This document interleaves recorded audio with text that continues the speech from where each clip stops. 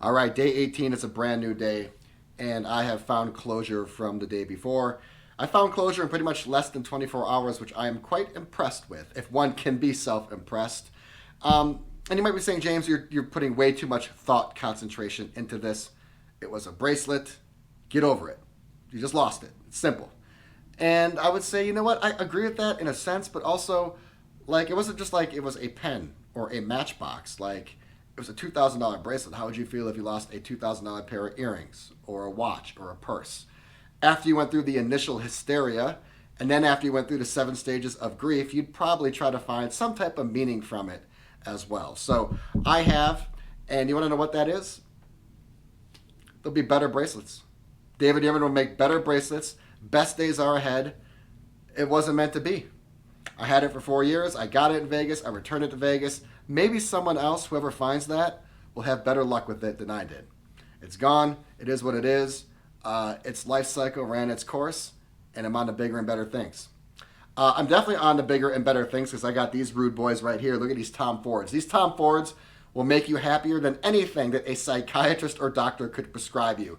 These are exactly what the doctor ordered. I'm going to be rocking these poolside at the Flamingo tomorrow, and I cannot wait. And I must say that I walked by the Link Promenade, which I have not walked by in a long time. The Link really isn't my deal, but I'm going to stay there. And I'm actually looking forward to it for that exact reason. I'm looking forward at staying at the Link because it isn't my deal. I get pleasantly surprised sometimes, like at Luxor and Golden Nugget. And I think the Link is like the people's champ. People love the Link. I think it's affordable. It has a great location. It's part of the Caesars ecosystem. The Link, I would say, has a cult following, but the following is much too large to be a cult following. Like, the Link has a following. It is so popular. So I walked by the promenade today, and I cannot wait to indulge in some of the drinks and some of the food, and I actually walk through Link, and you got Kitty O'Shea's in there and stuff like that. I am really, really excited. Now, I'm only there for a few days, and it is going to be a busy day because I still want to check out the pool, and there's some really cool drinks. There was a lot to do. It's kind of like a cottage market. Like, the Link doesn't have a lot of traditional, like, established dining. It's all kind of cottage market with, the promenade and stuff like that. So I am so excited to move over to the Link after this. So today what I'm going to talk about is what is the best location on the Las Vegas Strip. And before you think you already know what I'm going to say, the North End, hear me out. I'm going to take this a little differently. I don't want to get into the debate about the North End or the South End. It's pretty obvious that the North End is the best with Wynn, Encore, Palazzo, Venetian, Resort World, Hard Rock, Mirage. You got Treasure Island over there. But, I mean, if you're part of the MGM ecosystem, you're probably liking the South because that's where the majority of the MGM properties are. So if you're a big MGM fan, you're probably at the South End.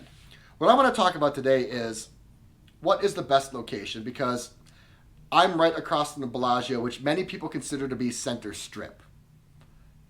Is it Center Strip? What really is Center Strip Las Vegas? What is Center Strip to you? And I really want to know this.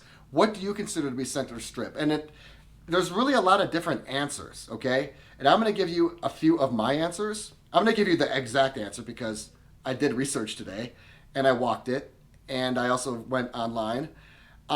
But then I want to talk about like what really it is, because if you don't utilize the entire Strip, if you don't go down to Resort World, or if you don't go past Park MGM, then Center Strip may be something different to you. So I'm going to talk about that really quickly. Mandalay Bay has anchored the South for a long, long time. So we're going to start at Mandalay Bay. Before Resort World was built, okay, so if we go Vegas a couple years ago, Mandalay Bay to, we'll call it Wynn Encore. It's about 3.3 miles, something like that. City Center was actually Center Strip. Okay, City Center was actually Center Strip, which makes me appreciate that property a lot more.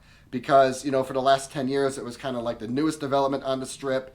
It had some of the swankiest, trendiest, and most modern upscale hotels with Aria, Cosmo, obviously.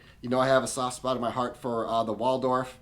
So I never really considered it to be Center Strip because I really never went past it. I never went further south than City Center, and I still really don't, unless I'm staying at a hotel up down that way. So before Resort World was built, it was actually City Center. Now that Resort World is built, Mandalay Bay to Resort World, what do you think mid-strip is, or center strip? It's the Bellagio. And not only is it the Bellagio, it's what else is across from it. So Planet Hollywood, Paris, Bellagio, that is center strip. But what if you're like me? What if you don't utilize the entire strip? What if you don't even go down to Mandalay Bay? What if you don't even go down to Luxor? Or what if you don't go past Wynn and Encore? Like you don't even go to Resort World? I'll tell you what it is for me. My strip, and tell me what your strip is.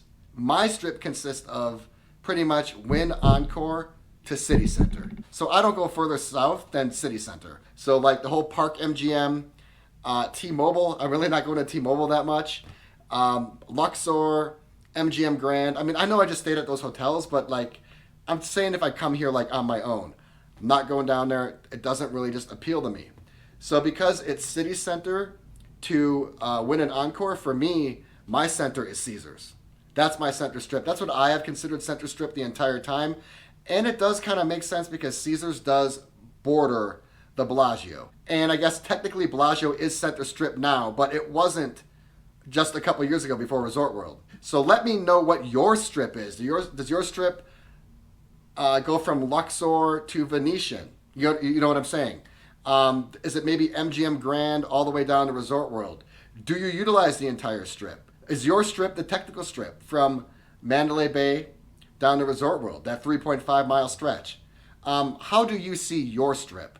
Like I said, for me, mine is City Center to pretty much Wynn and Encore. But that might shift for me once I get down to Resort World. I am planning a Resort World video. I keep on telling you guys that, and it's going to happen. I'm planning something really special, and I need some time, okay? Because I'm planning something really special. And really, that property has only been functional now for about, well, you're going to see this video probably, by the time you see this video, the property's probably been fully functional for like 6 or 7 months. Because remember, that steakhouse and some of the best things of that property didn't open until December 2021. So that property has only been functional for like, by the time you see this video, probably like 6 or 7 months. So now that's finally functional, hopefully the kinks are worked out, and hopefully I get in for a really smooth and awesome stay, and I'm really looking forward to it. But I'm going to need some time, and maybe that's a hint of what I have planned. All right, so that is it, day 18. Best days are ahead. That is how I kind of rationalized what happened yesterday. These are definitely making me feeling fantastic. I can't wait to rock these at the Flamingo Pool tomorrow. I will let you know how it goes. I'm signing off. I'll see you in the next one.